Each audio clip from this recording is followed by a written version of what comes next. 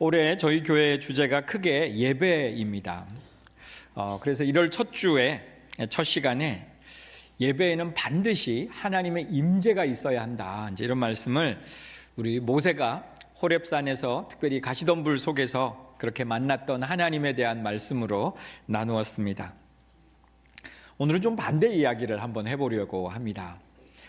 인간이 볼 때는 완벽한 예배인데, 그런데 그곳에 하나님의 임재가 없는 예배인 겁니다. 그러면 그 예배가 어떻게 되어지는지, 또 하나님 우리에게 무엇을 말씀하시는지 오늘 말씀을 통해 좀 살펴보고자 합니다. 근데 정말 아이러니하게도 오늘 본문의 주인공이 다윗이라고 하는 겁니다. 다윗은 역사상 가장 훌륭한 왕이기도 했지만 어떤 면에 있어서 우리 시편을 가만히 보면 그는 정말 완벽한 그런 예배자처럼 보입니다. 그런데 오늘 정말 이 다윗이 오늘 임재 없는 예배의 주인공이 되고 있다는 거죠. 근데 그의 선한 마음을 먼저 우리들이 좀 살펴볼 필요가 있습니다. 이제 앞서 우리 성경에서 3절을 보면 이렇게 되어 있어요. 오늘 본문에 사울 때에는 우리가 궤 앞에서 묻지 아니하였다, 이렇게 말합니다. 그러니까 사울 임금이 40년이라고 하는 긴 세월, 그 통치 기간에 하나님의 임재에 대해서 관심이 없었다는 거예요. 특별히 하나님의 임재를 상징하는 법궤라고 하는 것이 이스라엘 땅에 있었습니다. 그런데 그 이스라엘의 법궤가 그 왕이 다스리고 있는 수도로 옮겨지고 있지 않다라고 하는 거죠. 미루어 보면 사울은 이렇게 생각했을지도 모르겠습니다. 하나님의 임재가 없이도 정치할 수 있다. 하나님의 뜻을 묻지 않고도 나는 잘해낼 수 있다. 그렇게 생각을 했었는지도 모르겠습니다. 이제 사울이 비참하게 그의 모든 종말을 끝내고 이제 다윗이 왕이 되어집니다. 그 왕이 되자마자 한 일이 뭐냐?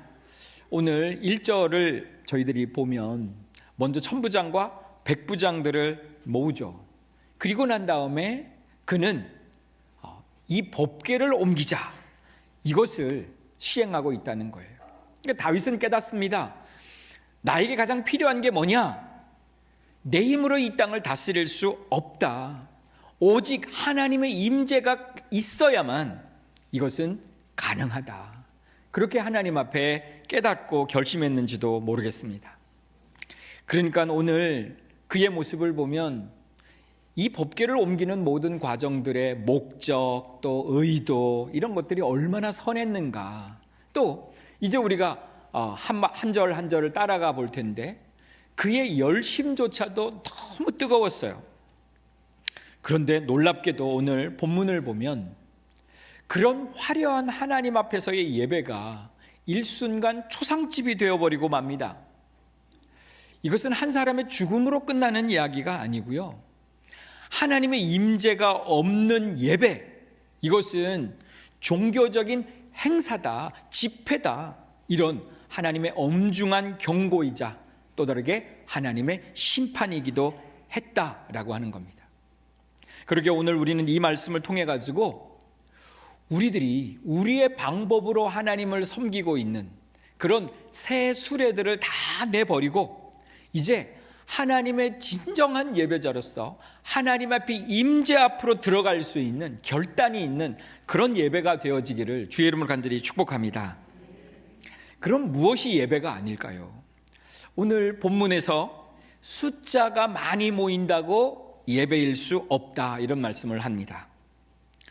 다윗이 법궤를 옮기기 전에 준비한 규모를 보면요, 1절에서 천부장, 백부장들을 다 모았다고 했잖아요.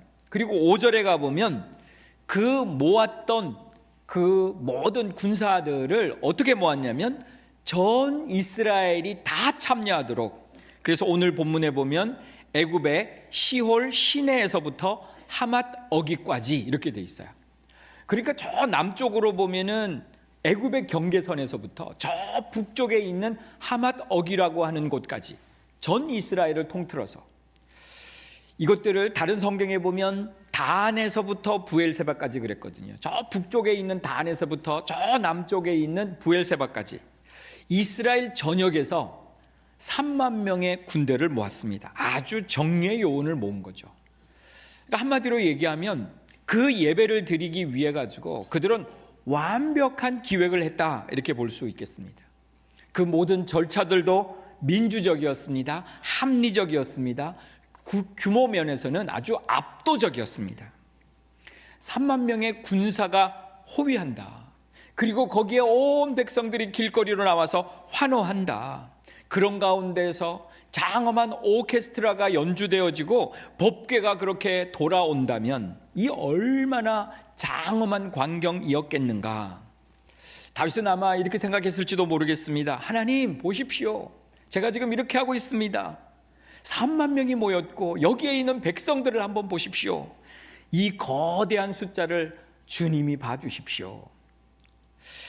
이 거대한 숫자에 하나님이 감동하시겠습니까? 오늘 우리들이 혹 잘못 생각하는 것은 숫자에 있습니다. 많은 사람들이 모여있던 그 예배가 하나님이 임재하시고 받으실 예배라고 생각하는 거예요. 물론 하나님의 백성들이 다 나와야죠. 예배라고 하는 것은 우리 하나님의 백성들에게서 의무 중에 의무요, 그리고 권리 중에 권리입니다. 그렇기 때문에 예배라고 하는 것은 모든 하나님의 백성들이 다 나와서 드려야 되는 겁니다. 할렐루야. 그러나 우리는 속지 말아야 합니다. 숫자에도 속지 말아야 한다는 거죠. 몇 명이 모였느냐? 또 한국에 잘못된 관행 중에 하나가 꼭 교회에다가 물어보는 게 있어요. 예산이 얼마예요? 그래서요, 큰 교회들은 전부 다 어깨에 뽕이 들어가 있어요. 거기에는 성도들까지도 그럽니다. 그러면서 우리는 몇 명이 모여, 예산이 얼마야? 그래서 마치 많은 사람들이 모이고 예산이 많은 것이 그 교회 영성처럼 느껴지고 있는 것이 오늘의 세태다라고 하는 거죠. 그런데 하나님이 말씀하시는 것은 숫자가 아니다라고 말합니다. 마태복음 18장에 가보면 주님이 이런 말씀을 하세요. 두세 사람이 내 이름으로 모이는 곳에는 나도 그들 중에 있느니라. 할렐루야. 숫자가 중요하지 않다는 얘기가 아니에요. 그러나 숫자만으로는 내 이름으로 모인 그 예배의 본질을 대신할 수 없다라고 말씀을 하고 계시는 거죠. 3만 명이 모여도 하나님의 이름이 높임을 받지 아니하고 그곳에 인간의 위세가 드러나고 있다면 그것은 예배가 아니라 하나님께 드리는 것이 아닌 인간의 영적인 콘서트다, 종교적인 집회다, 이렇게 말씀할 수 있다는 겁니다. 오늘 우리는 하나님 앞에 모이는 한 사람 한 사람이 예배자가 되어야 될 줄로 믿습니다. 우리 모든 성도들이 정말 하나님 앞에 한 분 한 분 예배자로 서는 그런 귀한 복된 2026년이 될 수 있기를 간절히 소망합니다. 두 번째는 뭐가 예배가 아닐까요? 화려함과 감정이 예배가 아니다, 이렇게 말합니다. 오늘 보면 8절을 보면 그 예배의 분위기를 잘 알 수 있어요. 다윗과 이스라엘의 온 무리는 하나님 앞에서 힘을 다하여 뛰놀며 노래하며 수금과 비파와 소고와 재금과 나팔로 연주하니라 그랬어요. 그러니까 상상을 한번 해보자고요. 상상을 해보면 장엄한 오케스트라가 연주를 합니다. 거기에 찬양단이 있고요. 그리고 왕도, 그리고 모든 백성들도 어우러져서 예배하는 데 있어 춤을 추고 예배합니다. 감정이 어떻게 됐을까요? 최고조로 그들이 올라갔겠죠. 분위기는 정말 뜨겁다 못해가지고 될 지경이 되었을지도 모르겠습니다. 겉으로만 보면 완벽한 예배고 부흥의 현장인 거죠. 아마 그 자리에 있는 것만으로도 가슴이 벅찰 것이고 은혜가 넘친다라고 생각할 수 있겠습니다. 그렇게 하나님 앞에 화려한 예배를 드리고 있을 때, 그때예요. 하나님의 모습은 법궤의 모습으로 클로스가 되는 거예요. 클로즈업이 되어지는데 거기를 보면 거룩한 하나님의 임재의 상징인 법궤는요, 저 수레에서 덜컹거리고 있다라고 하는 것이죠. 오늘 우리의 예배의 민낯이 이럴 수도 있다는 겁니다. 현대교회가 점점 추구하는 예배가 화려한 예배입니다. 그래서 마치 엔터테인먼트의 쇼 같은 느낌을 우리에게 준다는 거죠. 완벽한 조명 또는 사운드, 그리고 밴드, 그리고 감정을 자극할 수 있는 영상, 또 드라마틱한 순서들. 오늘 이것들을 보고 그곳에 참여한 우리들이 와, 오늘 예배 은혜로웠다, 오늘 최고였어, 이렇게 우리들이 생각해 볼 수 있다는 겁니다. 정말 우리들이 하나님 앞에 나와서 그렇게 예배할 때에 정말 우리는 영적 떨림으로 이 자리에 있는지, 아니면 멋진 공연을 보러 온 구경꾼인지, 그래서 내가 정서적으로 어떤 만족을 느끼고 돌아가는지 오늘 우리들이 분명하게 살펴보아야 한다라고 하는 거죠. A.W. 토저라고 하는 분이요, 그의 저서 예배인가 쇼인가라고 하는 책에서 이런 얘기를 하고 있어요. 예배가 쇼다, 요즘은 쇼로 변해가고 있다, 이렇게 통렬하게 비판하고 있습니다. 제가 가끔 보는 것이 힐송의 찬양들인데요, 그 찬양들을 잘 들어요. 그런데 그 영상 속에서 보면 힐송 교회들이 참 대단합니다. 사람들이 막 그렇게 많이 막 몰려오고 있고, 모든 회중들이 하나가 되어져서 그렇게 찬양을 하면서 예배를 합니다. 그런데 또 다른 한편으로 걱정도 됩니다. 저것이 종교적인 유흥을 즐기러 온 회중들이 아닐까라고 하는 거죠. 찬양도 좋습니다. 우리들이 덩실덩실 춤을 추는 것도 좋습니다만은, 우리들이 예배에서 내가 오늘 감동을 받았는가, 이것이 아니라 진정으로 우리를 통해서 하나님이 영광을 받으셨는가. 할렐루야. 오늘 우리의 예배를 통해서 우리가 아니라 하나님이 영광 받으실 수 있기를 주의 이름으로 간절히 축복합니다. 화려한 것이 인간의 눈을 속일 수 있어요. 그러나 하나님의 눈은 속일 수가 없다는 겁니다. 우리 참 좋은 교회 찬양이 인간적으로 큰 소리가 나고 우리가 드리는 화려한 찬양이 아니라 정말 마음속 깊은 곳에서 터져나오는 통회와 하나님을 위한 영광된 찬양이 될 수 있기를 간절히 소망합니다. 또 다르게 무엇이 예배가 아닐까요? 효율성은 예배가 아니라는 겁니다. 오늘 본문에서 다윗이 가장 크게 범한 실수 중에 하나가 새 수레였습니다. 7절을 보면은요, 하나님의 궤를 새 수레에 싣고 아비나답의 집에서 나왔다, 이렇게 되어 있어요. 다윗은 왜 이 법궤를 옮기는데 새 수레를 준비했을까요?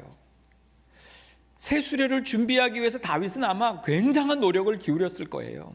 야, 이것이 다른 게 아니야, 법궤를 움직일 거야, 그러면서 처음부터 끝까지 세심하게 그 수레를 만드는 과정에 참여했을지도 모릅니다.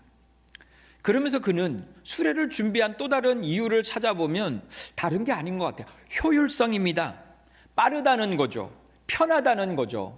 그래서 빨리 이렇게 법궤를 옮길 수 있겠다, 이렇게 생각을 했었는지도 모릅니다. 지금으로부터 70년 전에 어떤 일이 있었습니까? 그때의 이 법궤는요, 사무엘상 4장에 가보면 블레셋과의 전쟁 가운데서 이 이스라엘 백성들이 전쟁에서 패하면서 잃어버렸던 거예요. 그래서 엘리의 제사장이었던 시대, 그리고 홈리와 비느하스, 이 두 아들이 법궤를 가지고 갔다가 이걸 잃어버렸어요. 블레셋 땅으로 갑니다. 그런데 거기에 계속 재앙이 쏟아지는 거예요. 그래서 이 블레셋 사람들이 나중에 어떻게 하느냐면 수레에다가 이 법궤를 싣고 벳서메세라고 하는 곳으로 보냅니다.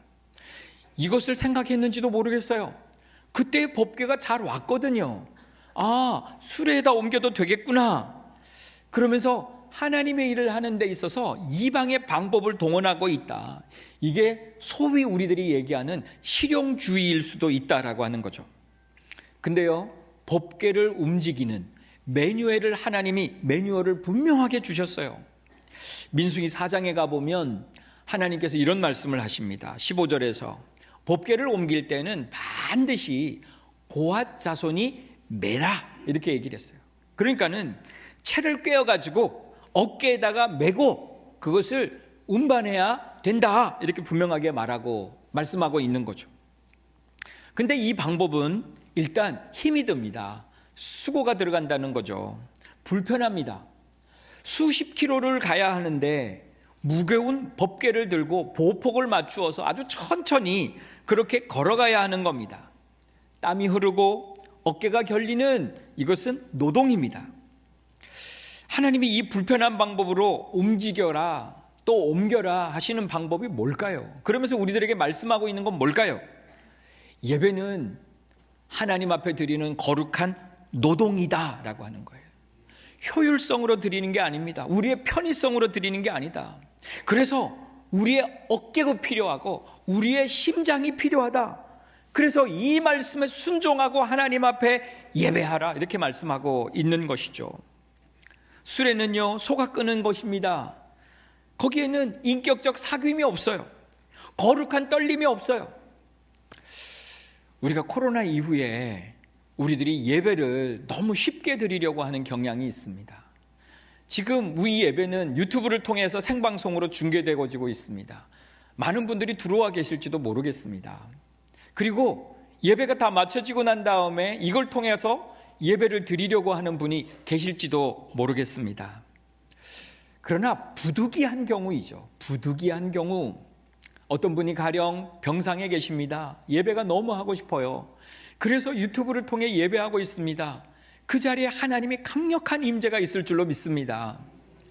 우리 가끔 어르신들을 보면, 저도 오늘 교회 오면서 그런 걱정을 했어요. 아이고, 우리 어르신들이 이렇게 미끄러운 길 교회 오시다가 어떻게 잘못되시면 어떡하나, 하나님 지켜주십시오, 이렇게 기도하고 왔는데요. 어떤 분들이 그러실 수도 있겠죠. 아유, 날도 춥고 길은 미끄럽고 오늘은 유튜브로 예배해야 되겠다. 이런 분들이 있다면 정말 그런 마음을 하나님이 받아주실 거라고 생각합니다. 그런데 우리들이 조금만 편의성을 따져가지고요, 옛날 코로나 때부터 이런 습성들이 우리가 들었죠. 그래서 오늘은 날도 춥고 한데 그냥 유튜브로 예배하자, 유튜브 한번 켜봐, 이렇게 해서 우리들이 예배를 드리겠다고 생각했다면 이 부분에 대해서 오늘 우리의 편의성, 우리의 효율성이 과연 예배일 수 있을까라고 하는 부분은 생각해 보아야 한다라고 하는 거죠. 뭐 이렇게 해도 되지 뭐, 이쯤이면 되지 뭐. 기도를 할 때도 보면 우리는 무릎을 꿇어야 합니다. 힘이 듭니다. 그래서 우리들은 기도 프로그램을 만들어요. 세련되게 기도 프로그램을 만드는데 실제적으로 기도를 하지 아니하고 그 프로그램만 끝나고 집으로 돌아가는 경우들이 있습니다. 예배는요, 우리들의 노동을 필요로 합니다. 우리들의 준비된 예배, 그리고 우리의 어깨가 들어가는 힘듦이 필요할 때도 있어요. 우리들은 시간을 쪼개어서 이 자리에 찾아 나와야 합니다. 그러면서 하나님 앞에 진실된 예배로 나가야 한다는 것이죠. 우리는 코로나 때 이미 다 경험하지 않았습니까? 그때는 예배를 올 수도 없었어요. 그래서 어쩔 수 없이 우리는 다 유튜브 앞에 우리가 설 수밖에 없었어요. 그렇게 예배를 드렸는데요, 우리가 경험한 바로는 처음에는 예배해야지 이러고 예배를 앉았지만 2주, 3주 지나면서 마음이 풀어지고요, 우리는 예배하다가 그렇게 TV에 틀어놓고는 우리 할 일 다 하고 그렇게 예배했던 경험이 없으십니까? 그러면서 이제 다시 교회로 올 수 있었을 때 이곳에 모여가지고 우리는 감격적으로 하나님 앞에 예배를 드리지 않았습니까? 오늘 우리가 그 마음을 기억해야 합니다. 예배는 효율을 따지는 게 아니에요. 비즈니스 아닙니다. 오늘 우리의 편의성은 더더욱 아닙니다. 내 삶을 드리고 내 마음을 드리고 내 어깨를 드리는 거룩한 노동이 되어야 될 줄로 믿습니다.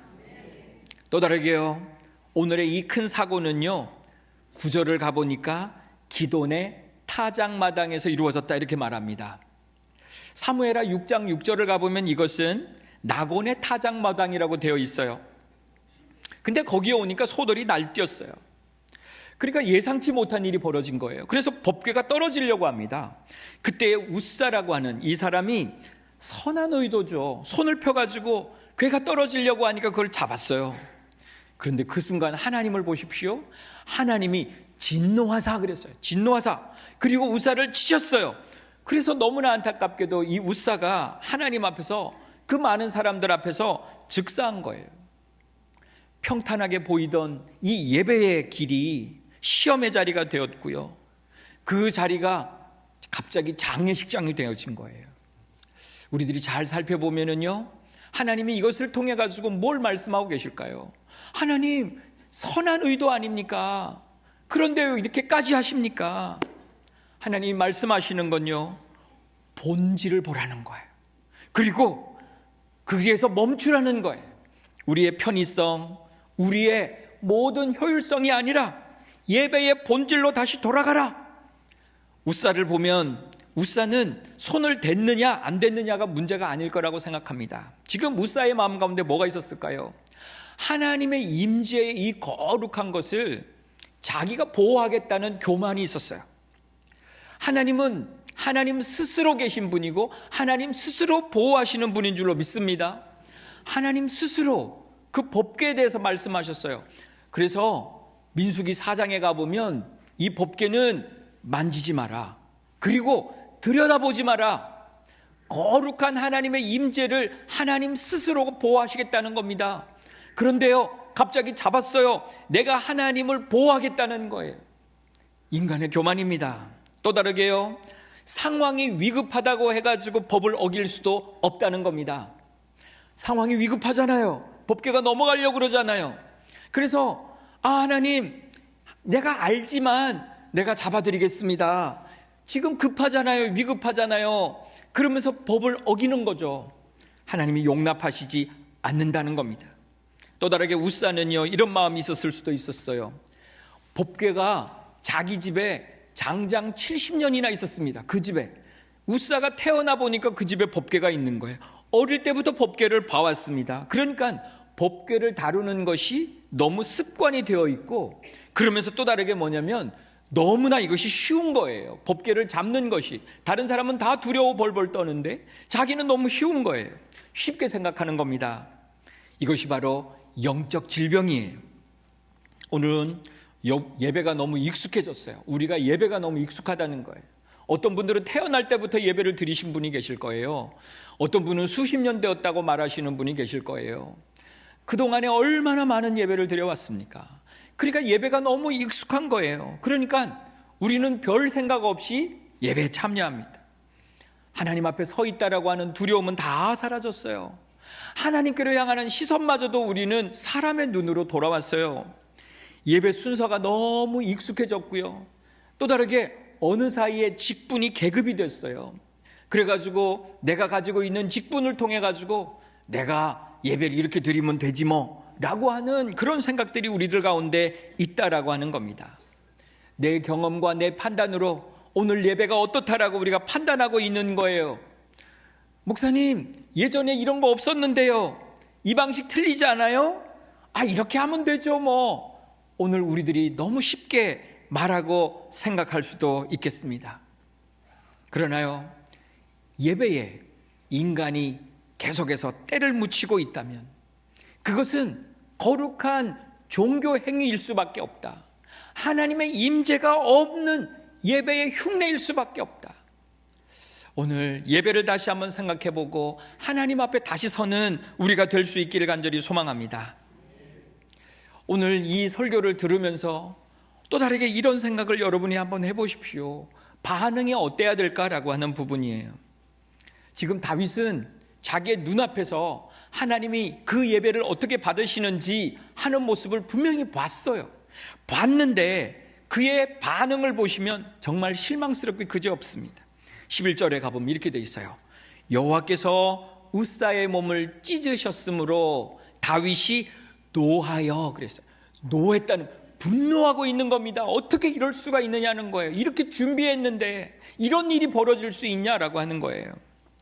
또 다르게요, 그날에 12절에 다윗이 하나님을 두려워하여 이르되, 그 다음에 뭐라고 얘기하고 있냐면 내가 어떻게 하나님의 궤를 내 곳으로 오게 하리이까. 이제는 못하겠다는 거예요. 그러면서 그 하나님의 법궤를 이방 사람이에요. 더더구나 그렇게 가드 사람, 블레셋 사람이에요. 이 이방 사람 오벳 에돔의 집에다가 그냥 두고 돌아버린 거예요. 내가 어떻게 옮길 수 있냐? 반응이 이래요. 그러면서 예배의 자리를 도리어 기피해버리는 거죠. 오늘 우리는 이런 마음들이 혹 우리들에게 있지 않을까? 우리를 돌아봐야 합니다. 지금 내가 잘못했구나, 이렇게 하나님 앞에 겸손하게 나가야 되는데 뭐 그렇게까지 하라고요, 이런 마음이 혹 여러분들에게 드십니까? 아니면 이런 마음도요, 우리는 예배를 때로는 거리를 좀 두고자 하는 기피의 대상으로 생각할 수도 있어요. 너무 열심히 하면 안 돼, 적당히 믿어야지, 들어갈수록 힘이 들어, 헌신하면 손해보는 거야, 이런 마음이 혹 여러분들에게 드십니까? 오늘 이것은 잘못된 우리들의 반응이라는 거죠. 오늘 이 말씀을 들으면서 진정한 예배자로 다시 거듭나야 되겠다. 나의 혹시 예배 가운데 잘못된 부분은 없는가? 그러면서 통회하는 마음으로 그렇게 해서 어떻게든지 하나님의 임재 안으로 들어가자. 할렐루야. 오늘 우리에게 그런 마음이 간절하게 다시 불일 듯 일어나는 예배가 되어지길 간절히 소망합니다. 예배는 결코 내 목적을 이루는 곳이 아니에요. 나의 안위를 찾아서 오는 곳이 아니에요. 하나님을 내 입맛에 길들이려고도 하지 마십시오. 여러분이 여러분의 수레를 만들지 마세요. 편의로 이렇게 하면 되지 뭐, 여러분들의 방법을 만들지 말라는 얘기예요. 하나님은 여러분이 조종하실 수 있는 분이 아닙니다. 오늘 우리는 하나님 앞에 온전히 순종해야 될 창조주이심을 고백해야 될 줄로 믿습니다. 그런데요, 반전이 일어나요. 14절이에요. 우리 14절 말씀을 우리 같이 한번 봅시다. 같이요. 하나님의 궤가 오벳 에돔의 집에서 그의 가족과 함께 석 달을 있으니라. 여호와께서 오벳 에돔의 집과 그의 모든 소유에 복을 내리셨더라. 아멘. 아멘. 오벳 에돔의 집, 이 초라한 집에는 3만 명의 군대 없었어요. 화려한 악기도 없었어요. 그곳에 진노가 임했잖아요. 그런데 이 오벳 에돔의 집에는 뭔가 아무것도 없었는데 복이 임하고 있는 거예요. 그럼 오벳 에돔에서 그 집에서 드렸던 예배는 무엇이 다른 걸까요? 다른 게 아니에요. 오직 하나님의 임재 가운데 있었다는 거예요. 그 오벳 에돔의 집은 화려한 것이 아니라 자신을 낮추는 가운데서 하나님의 임재가 있는 예배를 그곳에서 드리고 있었다는 거죠. 여러분이 한번 생각해 보십시오. 오벳 에돔이 갑자기 법궤가 자기 집으로 들어왔어요. 어떻게 반응했을까요? 두렵고 떨렸을 겁니다.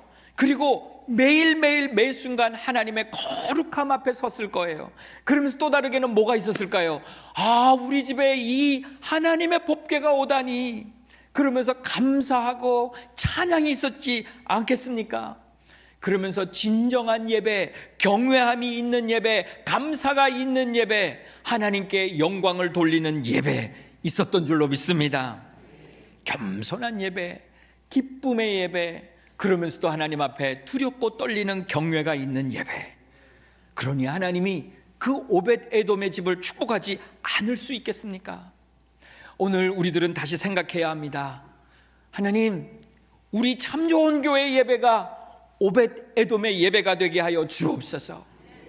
우리 가정에서 드리는 예배가 오벳 에돔의 예배가 되게 하여 주시옵소서.